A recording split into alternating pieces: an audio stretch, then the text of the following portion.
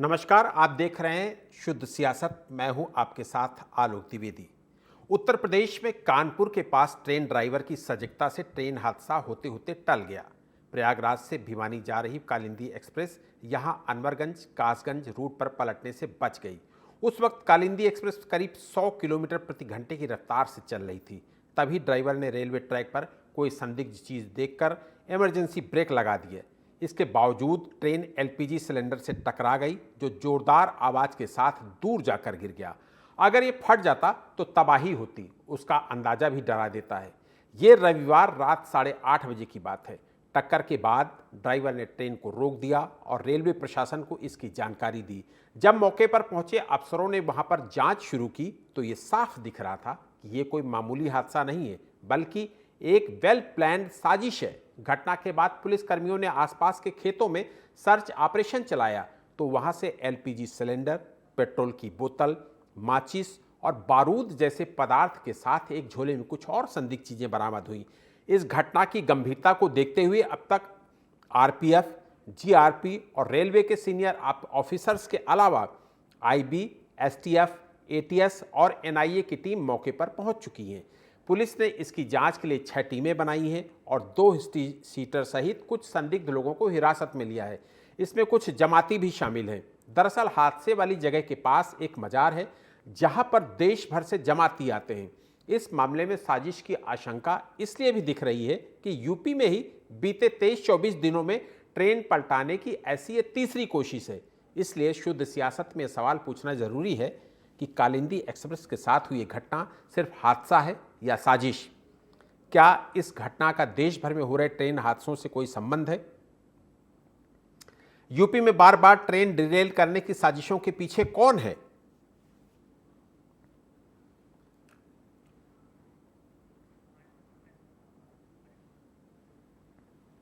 तो इन तमाम सवालों पर हम अपनी इस चर्चा को आगे बढ़ाएंगे और हमारे साथ तमाम खास मेहमान भी जुड़ेंगे। फिलहाल अपने संवाददाता के पास चलेंगे। आशीष तिवारी कानपुर से हमारे संवाददाता, वो हमारे साथ जुड़े हुए हैं।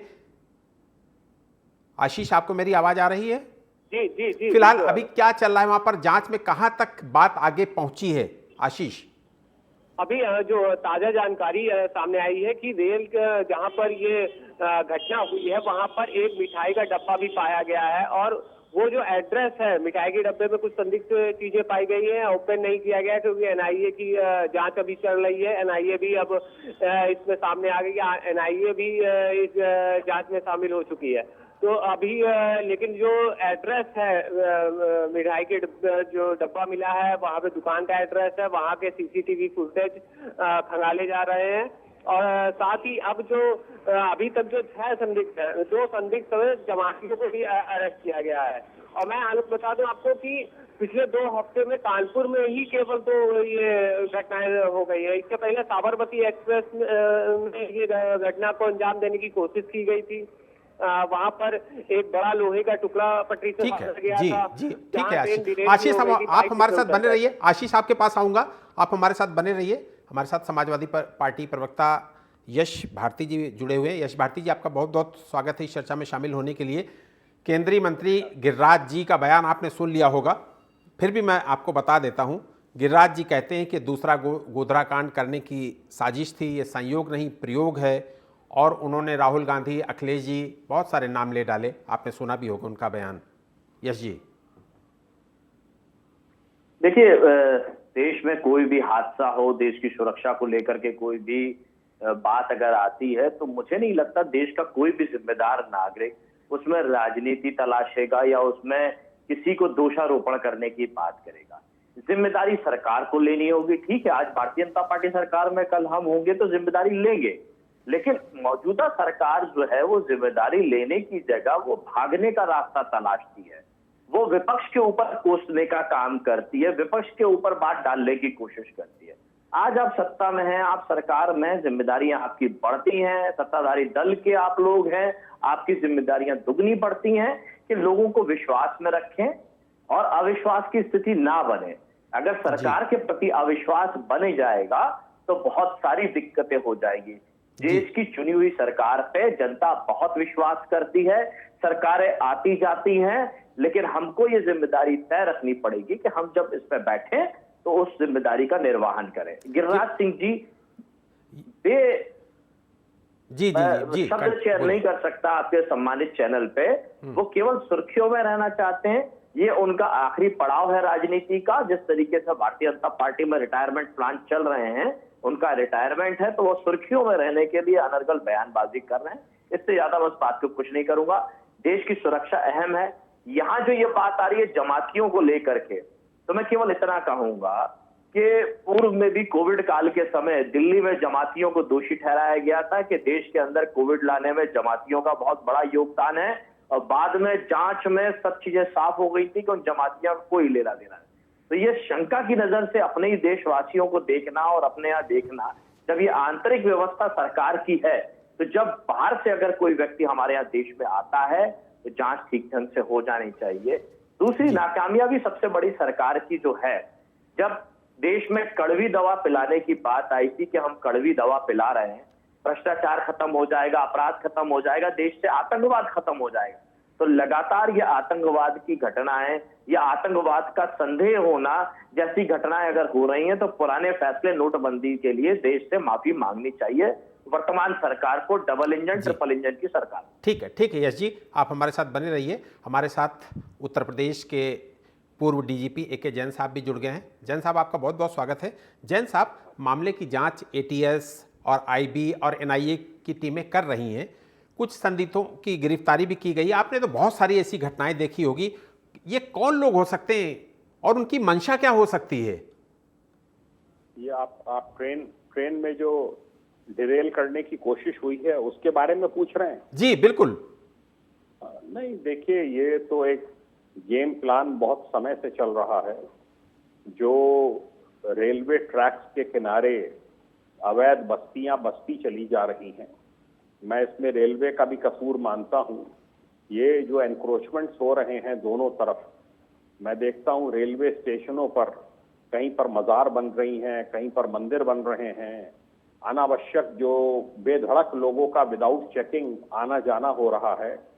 ये सब चीजें नहीं होनी चाहिए। रेलवे ट्रैक के आसपास जितनी जगह रेलवे की है वो सब खाली रहनी चाहिए, जिससे कि वो वहीं पे बगल में रह रहे हैं, वहीं बगल में ये सब हरकतें कर रहे हैं। जो भी देश की सुरक्षा से खिलवाड़ करे उसके खिलाफ कड़ी से कड़ी कार्रवाई की जानी चाहिए। कहीं पर वंदे भारत ट्रेन के ऊपर पत्थर फेंकना, कहीं पर ईंट पत्थर रख देना ट्रैक के ऊपर, ये और भी बड़ी घटना है जो कि की गई है। और मैंने एटीएस की नींव रखी है। मैं पहला आईजी था एटीएस का कई साल तक, और एटीएस बहुत अच्छा कार्य प्रदेश में कर रही है, और मुझे पूरा विश्वास है कि इसमें जब लगेंगे तो इसकी जड़ तक जाएंगे, इसके सारे पहलुओं को देखेंगे और कौन कौन इसमें लिप्त है, क्या है। इसके लिए पूरे प्रदेश में सजगता रखनी होगी। कहीं पर भी ये पत्थर फेंकने की घटना हो, ट्रेन को डिरेल करने की घटना हो, ये तो नेशनल सिक्योरिटी एक्ट के तहत कार्रवाइयां होनी चाहिए, यूएपीए के तहत कार्रवाइयां होनी चाहिए। चाहे कोई भी लोग हों, इनको किसी को किसी भी हालत में बख्शा नहीं जाना चाहिए। जी ठीक है, आप हमारे साथ बने रहिएगा। अभी आपसे हमने कुछ और सवाल भी लेने हैं। जैन साहब, अनिल गोयल जी बीजेपी प्रवक्ता, हमारे साथ बीजेपी नेता, वो भी हमारे साथ जुड़ गए हैं। अनिल गोयल जी, साजिश के पीछे कौन लोग हो सकते हैं जो कानपुर और उसके आसपास कोई निशाना बनाते हैं, बार बार ट्रेनों को डीरेल करने की कोशिश करते हैं? पिछले 23-24 दिनों में ये तीसरी घटना हो गई। सर देखिए, पहली बात तो मेरा नाम करेक्ट कर लीजिए, अनिल नहीं है, पवन है। हेलो, आवाज आ रही है सर? जी पवन जी। हाँ सर, मैं दूसरा ये कहना चाह रहा हूँ कि जिस तरीके से देश में घुसपैठियों की संख्या करोड़ों में हो गई और उस पर सरकार काम कर रही है और विपक्ष को उस पर थोड़ी दिक्कत है, उस तरीके से देश में भी कुछ गद्दार हैं। या एनआईए को आना पड़ा, आईबी को आना पड़ा, वो किस लिए आना पड़ा? क्योंकि ये जो प्री प्लान घटनाएं हैं, ये कोई एक आदमी या दो आदमी या किसी दल के लिए नहीं है। ये किसी ना किसी प्री प्लान से इस तरह के हादसे किए जा रहे हैं। क्योंकि रेलवे को अगर आप देखेंगे 2014 से लेकर 2024 तक, चाहे आप रेलवे ट्रैक को ले लीजिए, चाहे आप उनके जंक्शंस को ले लीजिए, चाहे आप सीट को ले लीजिए, चाहे माल ढोने की क्षमता को ले लीजिए, चाहे semi bullet Vande Bharat train को ले लीजिए, रेलवे में चौतरफा विकास हो रहा है। और रेलवे की आज हालत ये है कि रेलवे फायदे में, प्लस उसमें यात्रियों के यात्रा करने की संख्या में भी बहुत ज्यादा इजाफा है। अभी मैं जैन साहब की बात सुन रहा था, मैं बड़ा सहमत हूं उनकी बात से। आप ये देख लीजिए कि नकारात्मक शक्तियां किस तरह की हैं। वंदे भारत जैसी ट्रेन सिर्फ नाम की वजह से उन पर पथराव हो जाता है। तो ये देश की मौजूदा सरकार, देश की उत्तर प्रदेश की राज्य सरकार इन सब आपदाओं से निपटने के लिए 24 घंटे तैयार है। यही कारण है पिछली सरकारों के मुकाबले जो हादसों में कमी आई है। लेकिन हम जीरो टॉलरेंस नीति को अपनाने वाले लोग हैं। हम चाहते हैं कि जनता ने हमें अगर जनता की सेवा करने का मौका दिया है तो हम उस पर खरा उतरें। अश्विनी वैष्णव जो यूपीएससी क्लियर करके आए हैं, बहुत समझदार रेलवे मंत्री हैं। अलग बात है कि समाजवादी के पार्टी के नेता या प्रवक्ता उनका इस्तीफा मांगते हो, वो मांगते रहे, उनके मांगने से कुछ होगा नहीं। क्योंकि रेलवे जिस तरीके से 300% इजाफा हो रहा है हर क्षेत्र में। अगर अब मैं खाली बजट की भी बात करूं तो 2014 में जहां 30,000 करोड़ का बजट था और आज 2.5 लाख करोड़ के आसपास का बजट है, तो ये दर्शाता है कि 2.25 करोड़ आदमी अगर रोज ट्रैवल कर रहा है तो ये हमारी नैतिक जिम्मेदारी है। रही बात इन मंसूबों की, जो जिस तरह के जो ये घटनाएं हैं, ये आतंकवादी घटनाओं के साथ जोड़ा जा रहा है। सरकार इसके ऊपर बिल्कुल एनआईए का तब सर्विसेज ली जाती है जब लगता है कि एक आतंकवादी घटना के हिसाब से, क्योंकि नेशनल इंटेलिजेंस एजेंसीज का काम ही यही है। तो मैं ये कहना चाह रहा हूं, चाहे कोई जैसी भाषा में समझेगा, ये भारतीय जनता पार्टी की सरकार है, उसको उसी भाषा में जवाब दिया जाएगा। बिल्कुल, क्या उसके पीछे ताकते कोई भी हो। ठीक है पवन जी। यश जी, केंद्रीय मंत्री गिरिराज जी की हम लोग बात कर रहे थे तो पूरी बात हो नहीं पाई थी। उन्होंने जो बोला इस रेलवे के खिलाफ साजिश में कांग्रेस और कांग्रेस के टूल किट का हाथ है, इसलिए राहुल गांधी टूल किट और एक खास वर्ग पर नहीं बोलते और देश को अव्यवस्थित करने की एक कोशिश है। राहुल गांधी और अखिलेश यादव क्यों चुप हैं इस पूरे मामले पे? ठीक है, आप तक आवाज नहीं पहुंच पा रही। मैं जैन साहब के पास चलता हूं। जैन साहब, जुलाई महीने में हम लोगों ने देखा, हालांकि अभी जो पिछले 23-24 दिनों में 3 घटनाएं हुई रेलवे डिरेल करने की, वो तो आपको पता ही है। जुलाई महीने में भी गोंडा में ट्रेन दुर्घटना हुई, 13 डिब्बे पटरी से उतरे, उसमें से 3-4 लोगों की मौत भी हुई थी, 33-34 लोग घायल हुए थे। उस पर भी इसी तरीके की साजिश की आशंका जताई गई थी। इसके अलावा फिर अमरोहा में एक मालगाड़ी के 6 डिब्बे पटरी से उतर गए, वहाँ पर भी इसी तरीके की कुछ स्थितियाँ थी। इसके और कानपुर के आसपास पिछले 23-24 दिनों में ये तीसरी घटना हो गई। अगर ये सब साजिश है तो यूपी को ही क्यों टारगेट कर रहे हैं ये साजिशकर्ता? अब देखिए, ये तो कहना मुश्किल है। जब तक पकड़े नहीं जाएंगे अपराधी, उनका इंटरोगेशन नहीं होगा। देखिए, जब एटीएस का गठन हुआ तो ये तय हो चुका है कि कोई भी इस प्रकार की घटना जब होगी तो उसकी तफ्तीश जिला पुलिस नहीं करेगी, उसकी तफ्तीश एटीएस करेगी। एटीएस भी जब करती है तफ्तीश, जो इस प्रकार की घटनाएं हैं जो नेशनल सिक्योरिटी से रिलेटेड हैं, तो एनआईए की टीम भी उसमें इन्वॉल्व होती है और चौतरफा कार्रवाई की जाती है। जिला पुलिस तो सपोर्ट करती ही है, एटीएस भी लगी है और उसमें एनआईए भी है। ये बहुत अच्छा है, शुभ संकेत है। जो भी इसके पीछे अपराधी हैं, अपराधी गिरोह हैं, पकड़े जाने चाहिए। क्यों कानपुर के आसपास टारगेट कर रहे हैं? ये देखिए, एक देश में जो प्रगति हो रही है, रेलवे जैसा कि अभी पवन जी ने कहा, जिस प्रकार से रेलवे का ऐतिहासिक जो उसका विकास हो रहा है वो हर तरफ दिखाई पड़ता है। आप कहीं किसी रेलवे स्टेशन पे चले जाएं, कहीं ट्रैक्स को देखें, नए ट्रैक्स बिछाए जा रहे हैं। पहले बिल्कुल जर्जर व्यवस्था हो गई थी, अब उसको सुधार किया जा रहा है। नई वंदे भारत और ये सब ट्रेनें चल रही हैं। तो ये बाहर की साजिश है, इंटरनल साजिश है। जो घुसपैठिए हैं, रोहिंग्या हैं, बांग्लादेशी हैं, उनकी हरकत है, ये पता लगाना होगा। और मेरी तो रेलवे मिनिस्टर से और प्राइम मिनिस्टर से अपील है कि जो रेलवे का लैंड एनक्रोच होता चला जा रहा है दोनों तरफ रेलवे ट्रैक के, इस सबको क्लियर कराया जाना चाहिए। रेलवे स्टेशनों पे जितने भी मंदिर, मस्जिद, मजार ये सब बन रहे हैं और जिन पर भारी संख्या में लोग जुटते हैं, ये सब हटवा दिए जाने चाहिए। ये सब इलीगल कब्जे हैं और ये बढ़ते चले जा रहे हैं। बिल्कुल सैनिटाइज करना होगा रेलवे की प्रॉपर्टी को, रेलवे स्टेशनों को, रेलवे जंक्शंस को, रेलवे ट्रैक्स को। और जो इसमें अगल बगल जो हो पूरा उसमें ड्राइव चलाई जाए और सख्त कार्रवाई हो, पूरे ट्रैक खाली हो, क्योंकि आने वाले समय में जब फर्दर एक्सपेंशन होगा वहां रेलवे लाइनें बिछेंगी तो उसके लिए जगह ही नहीं बचेगी। सब नए पक्के घर बना रहे हैं। सबसे ज्यादा रेलवे की जमीनों में ही कब्जे हैं। यस जी, हम लोग अभी चर्चा कर रहे थे केंद्रीय मंत्री गिरिराज जी की, तो केंद्रीय मंत्री गिरिराज जी ने बहुत साफ शब्दों में कहा कि रेलवे के खिलाफ इस साजिश में कांग्रेस और कांग्रेस की टूलकिट का हाथ है। राहुल गांधी टूलकिट और एक खास वर्ग पर नहीं बोलते हैं। देश को अव्यवस्थित करने की एक कोशिश है। और राहुल गांधी और अखिलेश यादव का भी नाम जोड़ा उन्होंने। राहुल गांधी और अखिलेश यादव क्यों चुप हैं इस पूरे मामले में?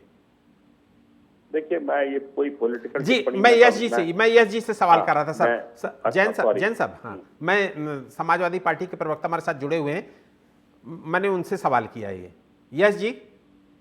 आलोक जी,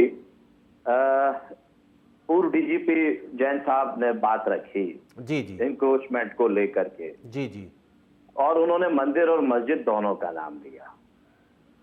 अगर वो इंक्रोचमेंट में केवल मंदिर कहते तब भी मेरी वही आपत्ति रहती, और केवल मस्जिद कहते तब भी मेरी वही आपत्ति। जी बिल्कुल। इंक्रोचमेंट में हम किसी धर्म को, किसी वर्ग को नहीं ढूंढ सकते। इंक्रोचमेंट है। वैसे ही जब हम अपराध की बात करते हैं तो अपराध है।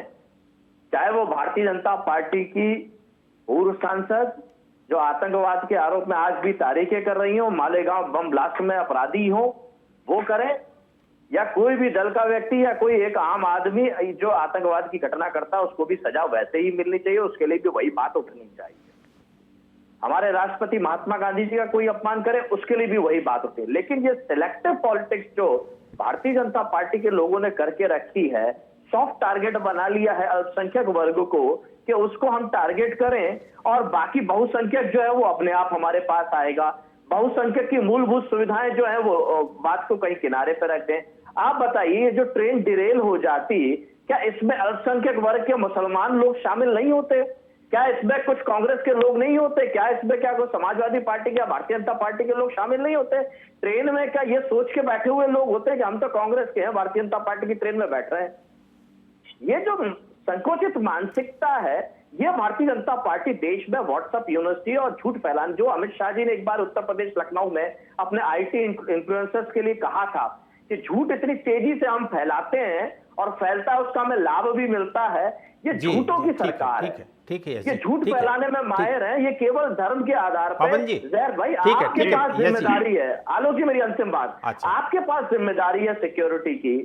पुलवामा हमला हो चाहे कानपुर की घटना हो, सबकी जिम्मेदारी तो आप ही के ऊपर है। अकाउंटेबिलिटी तो आप ही की है। सवाल तो आपसे ही पूछा जाएगा। विपक्ष तो आपसे सवाल करेगा, आपसे उम्मीद करेगा जवाब देना होगा। बिल्कुल पवन जी से जवाब लिया जाएगा। पवन जी, एक आतंकी जिसका वीडियो वायरल हुआ, काफी फरहतुल्लाह वारी, उसने अपने वीडियो संदेश में ये कहा कि भारतीय रेल को निशाना बनाना है, और ये काफी दिनों तक ये वीडियो संदेश देता रहा। उसने काफी उकसाया, स्लीपर सेल को उकसाया, और ये लगातार घटनाएं फिर उसके बाद होनी शुरू हुई।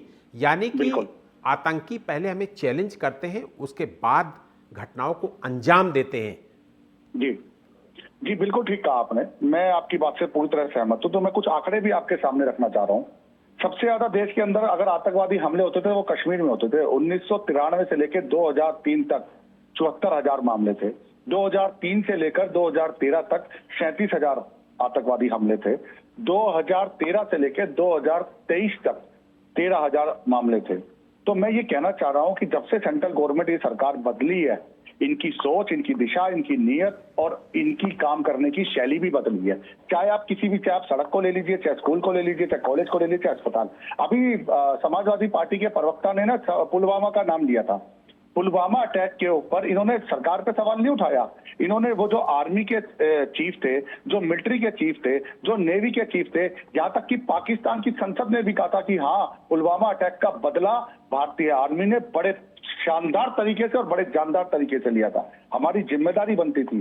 पहले की सरकारों में क्या होता था, चूड़ियां पहन के बैठे हुए थे और ये बोलते थे पाकिस्तान हम पे परमाणु छोड़ देगा। उसका उदाहरण क्या देखने को मिला, 1948 में युद्ध हुआ, 62 में युद्ध हुआ, 65 में युद्ध हुआ और 71 में युद्ध हुआ। लेकिन आज की आर्थिक नीति में भारत की सरकार ने इंटरनेशनल प्लेटफॉर्म पे भी कटोरा दिया, 2 बार अटैक करने के बाद भी दिया, और उसके बाद पुलवामा अटैक पर सवाल पूछने वाले सुप्रीम कोर्ट से डांट खाकर बाहर आए थे। और जो एक चैनल पे बैठ के ना, जिनको व्हाट्सएप का ज्ञान होता है, वो यहाँ पर आके झूठ फैलाते हैं और नाम रक्षा मंत्री, देश के गृह मंत्री के लिए कहते हैं कि झूठ फैला रहे थे। बिल्कुल ठीक है, इनको तो ये भी झूठ लगेगा कि इतनी सारी वंदे भारत है, इनको तो ये भी झूट लगेगा कि आलोक आज जी, आपने सवाल रेल क्या में पूछा है 2 करोड़ लोगों से। आलोक जी, अब सुन आपने लीजिए, सवाल आपसे क्या भी पूछा सवाल क्या है? पूछा था और आपने उत्तर भी गृह मंत्री पे और रक्षा मंत्री पे दिया था। सुन लीजिए आप, मैं आपके बीच में बोला नहीं था, तो इसलिए अब ना बोले आलोक तो जी, बेहतर होगा। ठीक है, ठीक है। मैं इनके बीच में बोला नहीं था आलोक जी, गलत बात है बिल्कुल। ये बीच में डिस्टर्ब कर रहे हैं, अगर ये बोल रहे होते तो मैं भी बीच में बोलता।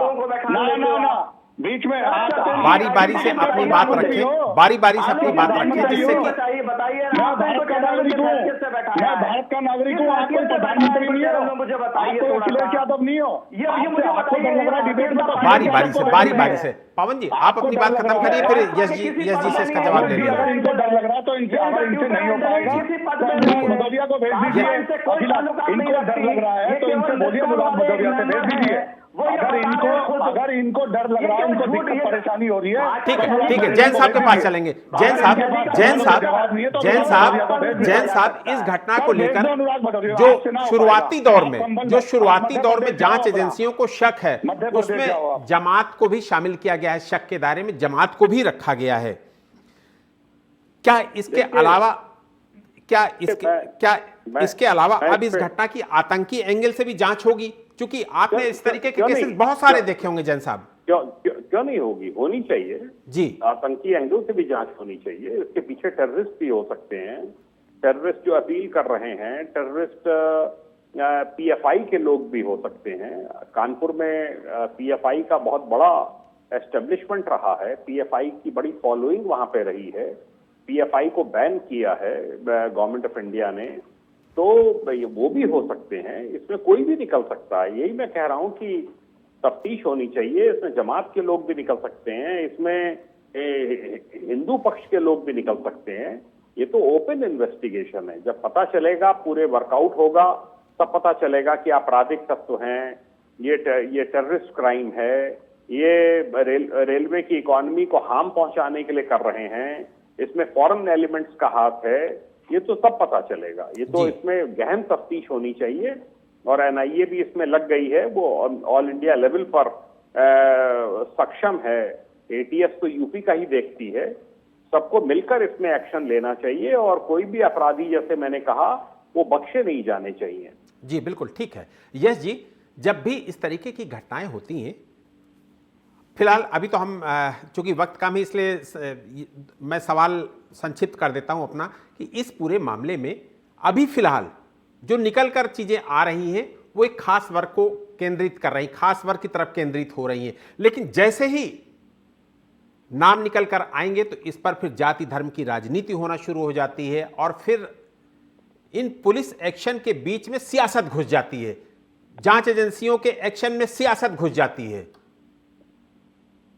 देखिए ऐसा नहीं है तो सही तो कहा गिरिराज सिंह जी ने, इनको बोलने में समस्या हो रही है। गिरिराज सिंह ने सही पवन जी यश जी को अपनी बात खत्म करने दीजिए, फिर उसके बाद आपके पास आऊंगा। ठीक है, ठीक है यश जी। जब जांच ठीक ढंग से होगी, जैसे जैन साहब, मैंने दोबारा दोहरा रहा हूं, अभी जैन साहब ने दोबारा कहा, चाहे वो दूसरा पक्ष हो चाहे ये दूसरा पक्ष हो, जब निकल के जांच ठीक से आएगी और ठीक तरीके की जांच होगी तो अपराधी को सजा भी मिलेगी, और अगर ठीक तरीके से जांच नहीं होगी तो अपराधी को सजा भी नहीं मिलेगी।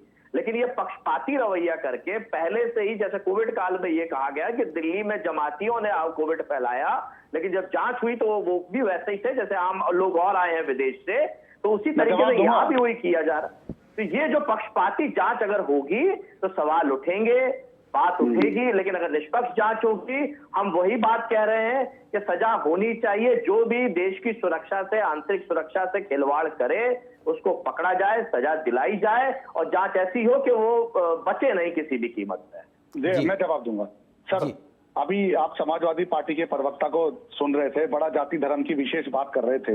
ये उस टाइम पे कहा थे जब इन्होंने नारा लगाया था, जब मिले मुलायम काशीराम हवा में उड़ गए जय श्री राम। ये उस टाइम पे कहा थे जब जाति देख देख कर गोलियां मार रहे थे। देखिए पवन जी हम लोग जिस मुद्दे पर हैं पवन जी, ठीक है आपसे मैं सवाल ले लेता हूं। जिन राज्यों ठीक ये जी